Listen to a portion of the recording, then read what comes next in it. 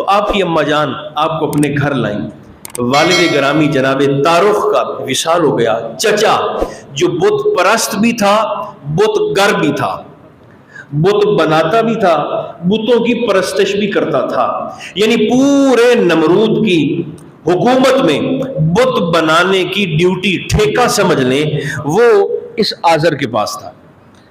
ایک دن کیا ہوا، اس نے اپنے بچوں کو، حضرت ابراہیم کے چچا زاد بھائیوں کو بلایا، جناب ابراہیم کو بھی بلایا، اور کہنے لگا کہ ڈیمانڈ بڑھ گئی ہے منڈی میں، یہ ایک ایک بت پکڑو، انہیں اٹھا کر لے جاؤ اور جا کر منڈی میں ہوکے لگا لگا کے ان کی خاصیتیں بیان کر کر کے منافع سے بیچ کے آؤ، منافع کما کے لاؤ. باقی سارے چچا زاد بھائی جناب ابراہیم کے ان بتوں کو سر پہ اٹھا کر چلے، مگر جناب ابراہیم کا اعزاز اور انداز یہ تھا، آپ نے ایک رسی بت کی گردن کے ساتھ باندھی اور دوسری رسی اپنی پنڈلی کے ساتھ باندھی اور گھسیٹ کر لے کے چلے. راستے میں کیچڑ بھی آتا تھا، پانی بھی آتا تھا، لوگوں کی نظروں میں اس بت کو ذلیل کرتے ہوئے جب آپ مارکیٹ میں پہنچے تو آپ نے صرف ایک ہوکا لگایا اور لوگوں سے مخاطب ہو کر فرمایا، من یشتری، کوئی ہے ایسا جو اسے خریدے، لا یضر ولا ینفع، یہ وہ شے ہے جو نہ تو تمہیں نقصان دے سکتی ہے نہ تمہیں نفع دے سکتی ہے کوئی ایسا جو خریدے اس شے کو جو نہ بول سکتی ہے نہ سن سکتی ہے. آپ کے سارے بھائی بتوں کو بیچ کر، چچا زاد بھائی پروفٹ لے کر، منافع لے کر واپس پلٹے تو آپ اسی بت کو واپس اپنی پنڈلی اور ٹانگ کے ساتھ گھسیٹتے ہوئے، ذلیل کرتے ہوئے واپس، ایک تالاب تھا، آپ نے اس بت کو تالاب میں بھی پھینکا منڈی میں اور فرمانے لگے کہ پانی پی، مگر اس نے نہ پینا تھا نہ پیا. واپس اپنے گھر آئے اور اپنے چچا سے کہنے لگے کہ منڈی میں نقصان ہے، میرا مال نہیں بکا. یہ کہہ کر آپ واپس چلے تو گھر سے باہر ایک خاتون سے آپ کی ملاقات ہوئی. یہ وہ بی بی ہیں جنہیں حضرت ابراہیم کی پہلی صحابیہ ہونے کا اعزاز بھی حاصل ہے. وہ خاتون کہنے لگی، مجھے آپ کے والد یعنی آپ کے چچا، عربی میں چچا کو بھی اب والد کہا جاتا تھا، آزر سے ملاقات کرنی ہے. تو آپ نے پوچھا کیا کام ہے میرے چچا سے؟ تو کہنے لگی کہ میں نے ان سے خدا خریدنا ہے. تو آپ نے فرمایا تیرے پہلے والے خدا کو کیا ہوا ہے؟ تو کہنے لگی رات اسے چور اٹھا کے لے گئے ہیں. آپ مسکرائے. آپ نے فرمایا میرے چچا کو چھوڑ، مجھ سے خدا لو، میں خدا دیتا ہوں.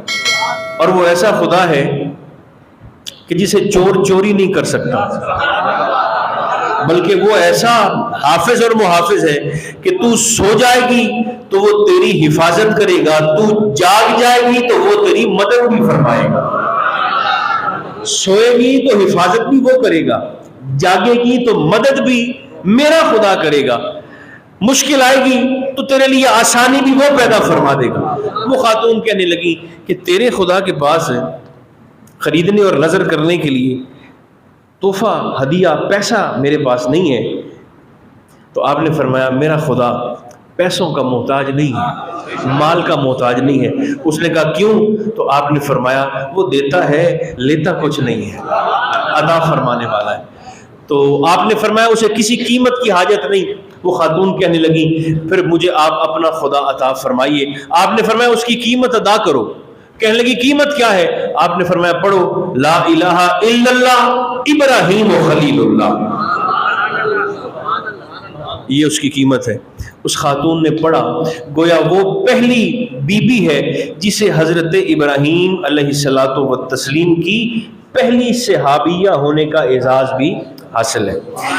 یہ نسبت جناب رسالت مآب میرے اور آپ کے نبی پاک علیہ الصلوۃ والتسلیم سے ایسے بھی ملتی ہے جیسے ابراہیم کی پہلی صحابیہ خاتون ہے، بالکل اسی طرح میرے محبوب پر سب سے پہلی ایمان لانے والی شخصیت میری اور آپ کی ماں، حضور کی کل اولاد کی ماں، سیدہ طیبہ طاہرہ ملکۃ العرب جناب خدیجہ الکبریٰ سلام اللہ.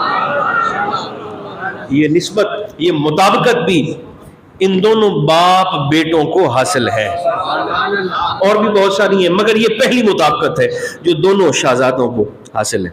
वक्त गुजरता रहा, आप अल्लाह के हुक्म से नमरूद के दरबार में पहुंचे, और वहां कैफियत ये थी कि एक छोटी सी खिड़की और छोटा सा तंग सा दरवाजा नमरूद ने बना रखा था कि जिसमें जो भी दाखिल होता वो सबसे पहले झुक कर दाखिल होता और नमरूद को सजदा करता, उसके बाद अपना मकसद और बात बयान करता। मगर जब सरकार खलील तशरीफ लाए और आपने नमरूद के दरबार में कदम रंजा फरमाया तो आपका अंदाज मुनफरिद था। आपने सर दाखिल नहीं फरमाया, बल्कि सबसे पहले उस खिड़की में अपने दोनों पैर दाखिल फरमाए, और इस तरह से सीधे आप नमरूद के दरबार में गए और उसे पैगाम हक आपने सुनाया, दावत हक आपने दिया। इम्तिहान तो आपका बचपन से ही शुरू हो चुका था जनाब इब्राहीम अलैहिस्सलाम का, मगर सबसे बड़ा इम्तिहान, एक बात याद रखिएगा, मसला अर्ज कर देता हूं, लोग परेशान हो जाते हैं कि पता नहीं कुर्बानी हम पे है या नहीं है। सादा सी बात ज़हन में रखें, अपने खर्चे निकाल के, बच्चों की फीसें निकाल के, खाने पीने का निजाम निकाल कर, अगर आपके घर में 52.5 तोले चांदी के बराबर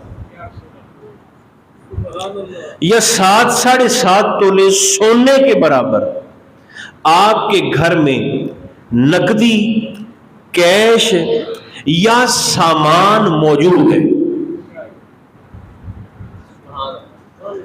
ज़कात का निसाब अलग होता है, उस पर, उस माल पर साल का गुजरना जरूरी है, फिर ज़कात होगी। मगर कुर्बानी हर उस बंदे पर